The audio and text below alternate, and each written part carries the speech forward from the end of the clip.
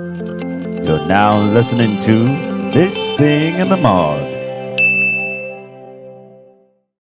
All right. My name is Uncle Don, and before now, I'm not gonna make it this really, really formal. But before now, we had a full room of people trying to bring down a fire that was actually really, really burning. Moffett started laughing. They had to tell Moffett to tone it down because she was about to explode. But you've never seen an intro like this, but I'm going to tell you, welcome to the show. This is another episode of, what is it again? Every day I hear. She calls today's episode Everything I Hear. But anyway, we have a topic for it. But like I was saying, we were actually having a conversation about the topic that we're about to speak about. And it just got her up this level. And we waited for her to calm down a little bit before we could start this. So, guys, welcome to the show. We have a very interesting topic. A very touchy topic. A very touchy topic, which is going to hopefully doesn't touch you as much as it did. It should touch you. It should really touch you if you're like me, it should touch you. Once again, my name is Uncle Don, and this is Mofair. Hi. And just like last week, like we spoke about something really interesting. Tonight or today, we're going to be talking about what's the topic again? How do you cope with people, close friends, family, who do not share the same ideologies as you do? Exactly, and we are going to use. Well, actually, we're going to use politics as a base ground. That's what we were using before this episode, and we have so many people at the background who were actually giving us pointers. It's like some people are very touchy. I don't understand. Hey, God. Wait, so for the sake of family, for somebody's head should be bleeding like right now.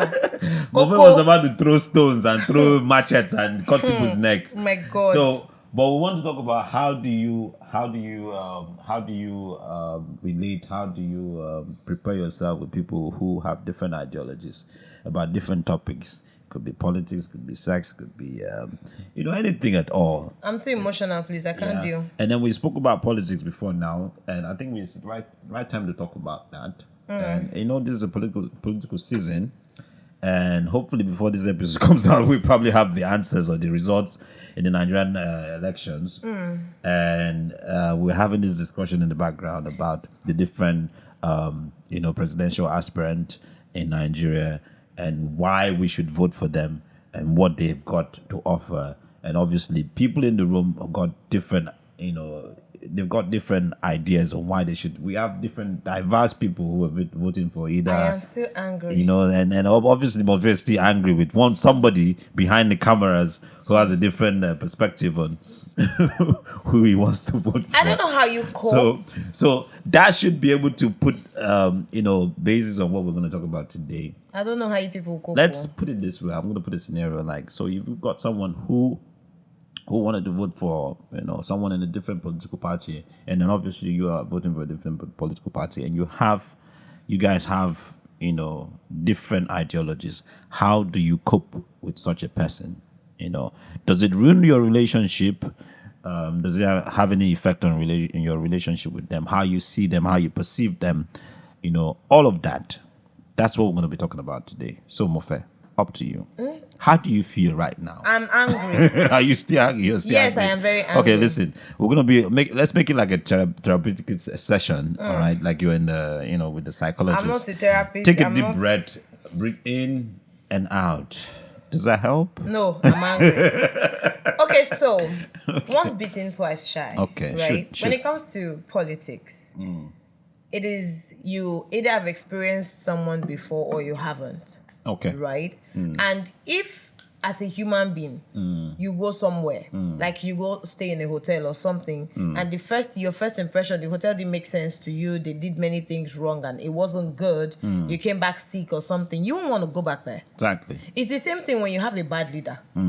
Or you have a set of people who are affiliated with bad leadership. Oh. When you meet or you meet a situation where you are about to choose another leader. Guy, you won't want to go back to that same place now. But people have this perception that it's just politics, you know. It's just people say it's just politics, you know. You don't have to be overly emotional about. I have to be emotional. See, I'm a very patriotic Nigerian. Oh. So you cannot come and tell me not to be emotional about the things of my country. Do you understand? Okay. I woke up this morning. I even had to tweet it. I said, today being the last day before the election,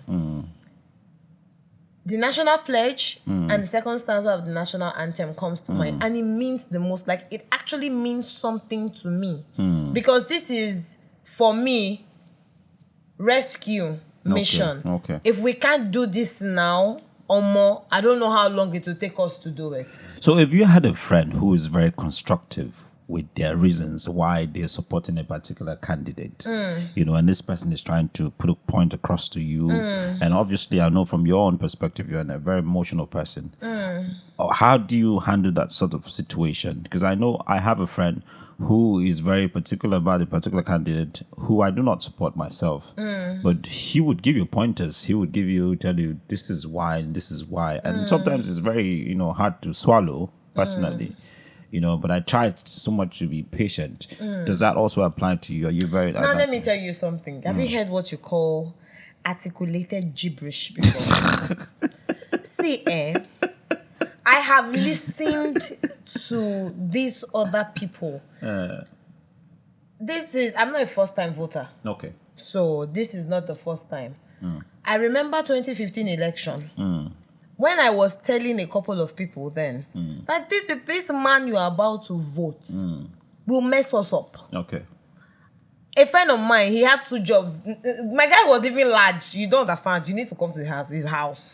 He was good. And the funny thing is, he was supporting these same people. I cried, basically, when I saw the election results that we lost. Right? But see, it's been 8 years of pain, torture, toiling, gnashing of teeth. Nigerians know better than throwing themselves again into the same pit that they threw themselves the same 8 years ago. My question has always been the fact that things have not really gone really the way that you expected it to be.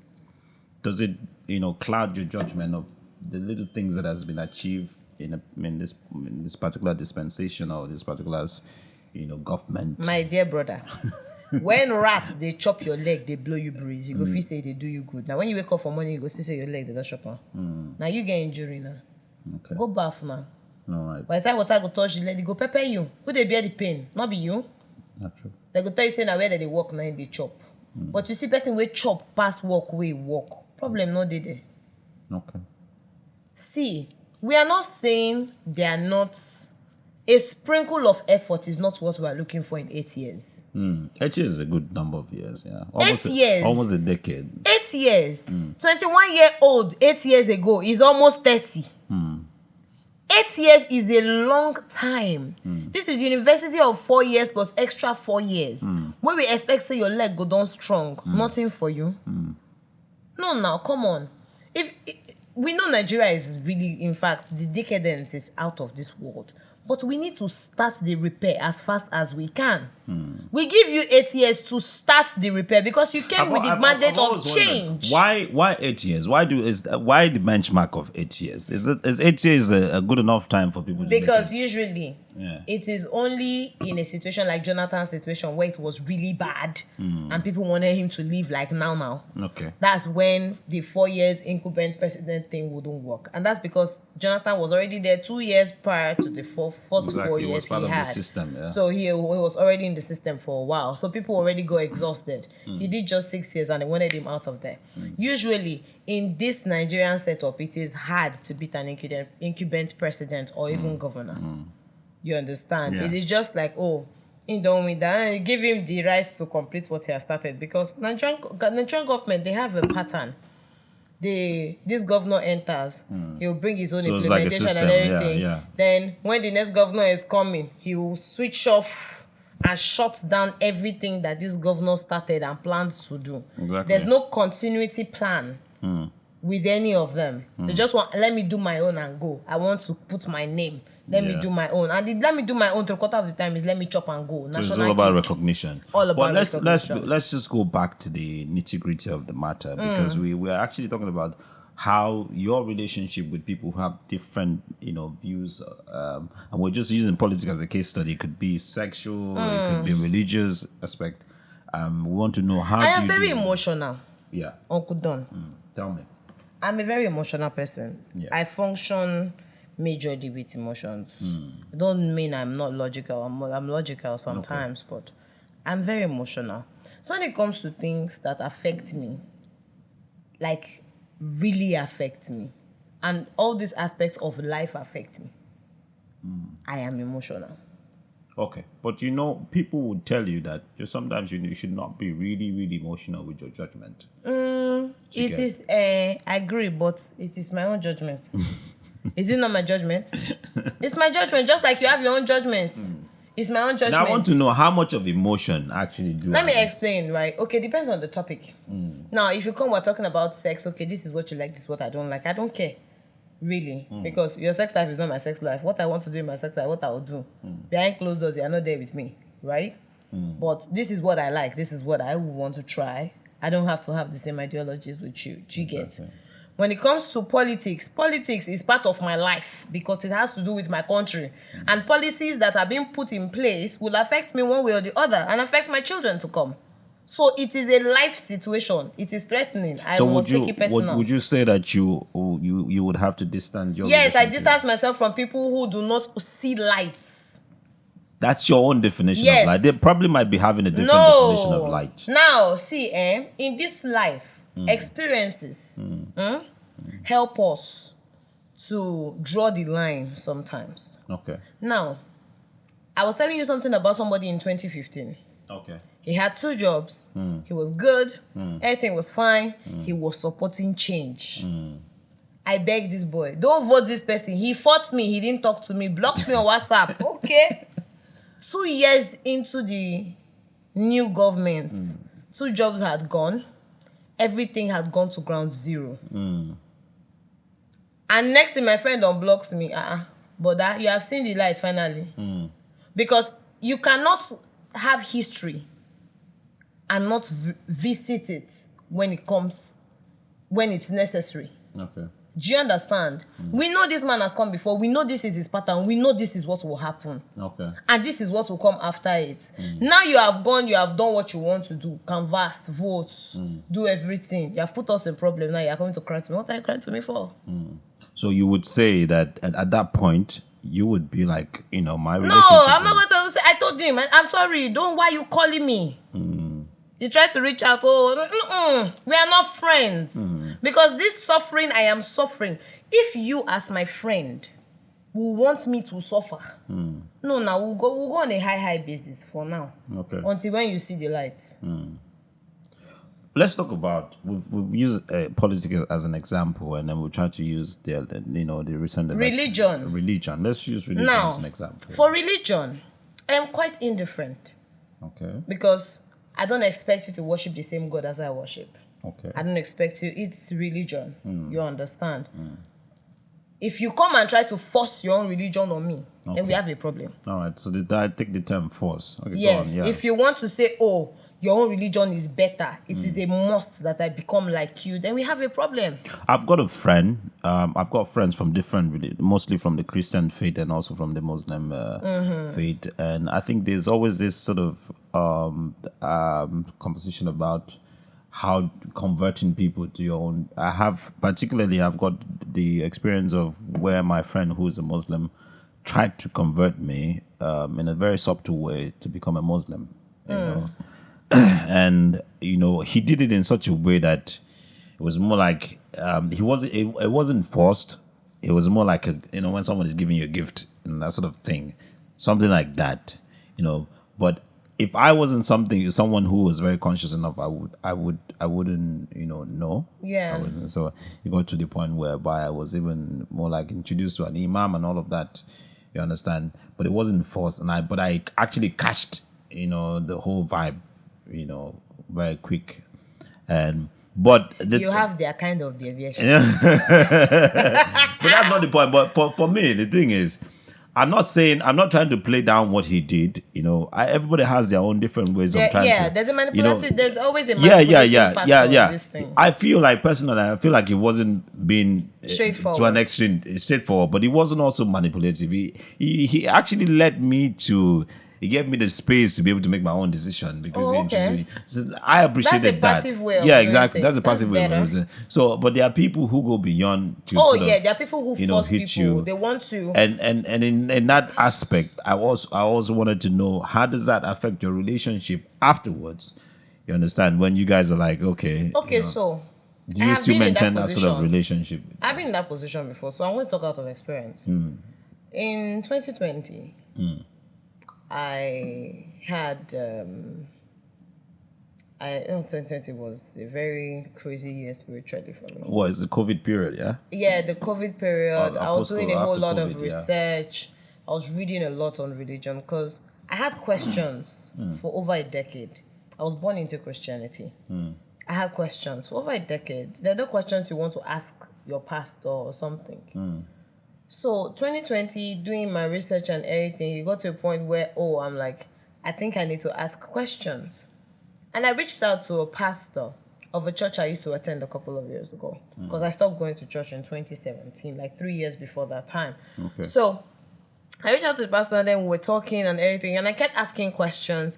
And when I raised my concerns or when I raise topics or things I see that I do not understand, I need to be explained literally, like layman explanation. He would practically tell me, not everything can be explained. Only the Holy Spirit can explain this thing. I've forgotten the question I asked him. He just told me point blank, I think you're in danger of hellfire. Oh, shit. That's a fear factor. Yeah, and it was then, I'm like, you know what? If you cannot explain this thing to me, how do you expect me to believe what you are talking about? Okay. Do you understand? Now, I'm asking questions and you're already condemning me because that is condemnation, basically. You're already condemning me. Then you now come to me and come and tell me, this is the good life take and I will take it from you. No, it doesn't make sense now. Out of my curiosity, you have told me that, no, you are condemned already. So what's the point coming to tell me this is the good news? Do you get? It's the same thing as you meet a Muslim person, a person tells all these Christians, they're like this, like that, like that. The Christianity is violent, Christianity is this, that. In fact, they shouldn't be Christians, they're infidels and blah, blah, blah. Yeah. When you meet fanatics like that, you wonder, are you a human being? True. Everybody has a right to worship whatever they want to worship, whoever they want to worship.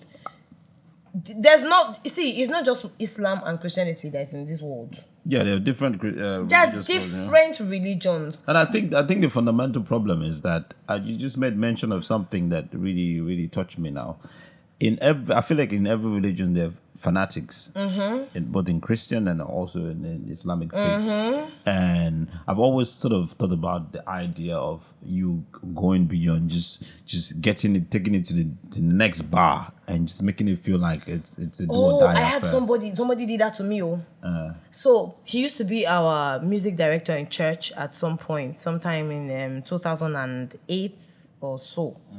So one of my churches at home. Yeah. So that period, he was a normal person.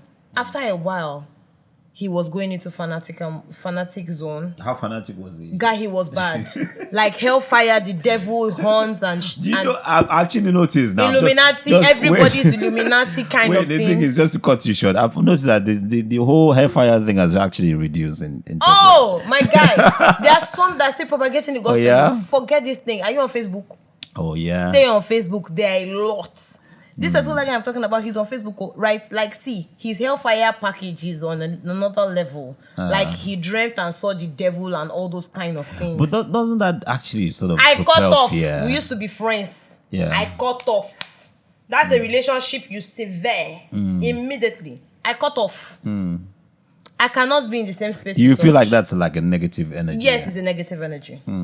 It is. Because I've always felt like I've noticed recently that people don't really talk about the whole rapture thing and all of that, and But there are actually some people, like you've mentioned, who are still bent on sort of propagating that. And I used to think that actually sort of propel fear in people. Recently, People have grown past the fear factor. Recently, a guy was telling a story on Facebook how he, at the age of, I think it was 13 or thereabout, no, it was 13 in 2002. He had this story of the Y2K thing, and when it's 2002, people are going to be raptured and all of that. And then he was filled with fear, and he came to Lagos, and he was walking in when he migrated to Lagos from his state, and he came to Lagos, and he said I think it was towards Ikeja, and he was going through where you had this train in the train station, and the train had this big horn that comes from the train, and he just sort of snapped out and had this fear, and he had to fall on the floor, and then was on the floor, and people had to come on, get him up, and he felt like there was rapture, because of the fact that he had that sort of ideology. The trumpets don't sound. Exactly, the trumpet. You understand?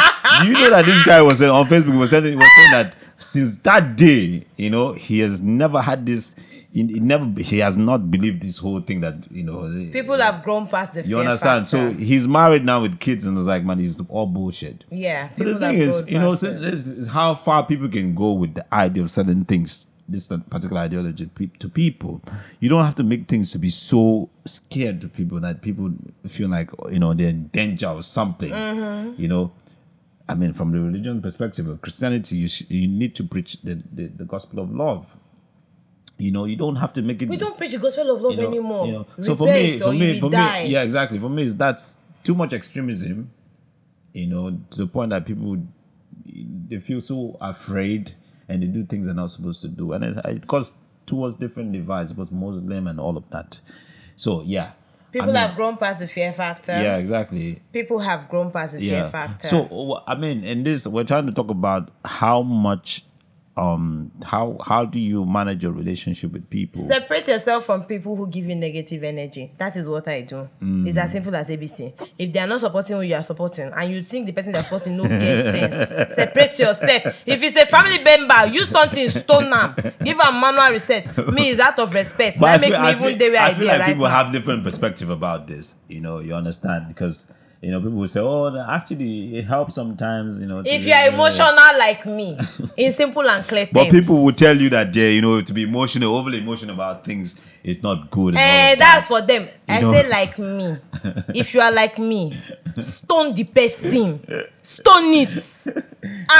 That's more fair for you. But honestly, there's no easy answer. There's no straightforward answer to these things. And I'll be sure you have someone who come out here and tell you a very different story or give a different example about all of this. But the truth is that, she's telling me it's a lie. But the truth is, I think we should be able to have a balance. No balance. Negative energy cut off. See, there's no way to see. There's no two ways to it, Uncle Don. Negative energy cut off. If you feel you cannot cut off the negative energy, now you like problem. People have different perspective, and that's why we have the balance war. We should have a balance war. So, if there's no balance, tell me what you're feeling. It's as simple as that.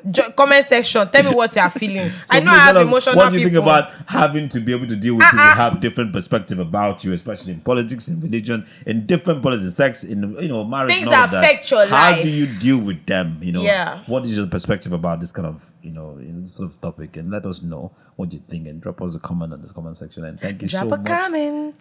Thank you so much for being on this episode with us. We really, really appreciate it. And hopefully we can see you next week. Thank you so much. See you. Cheers.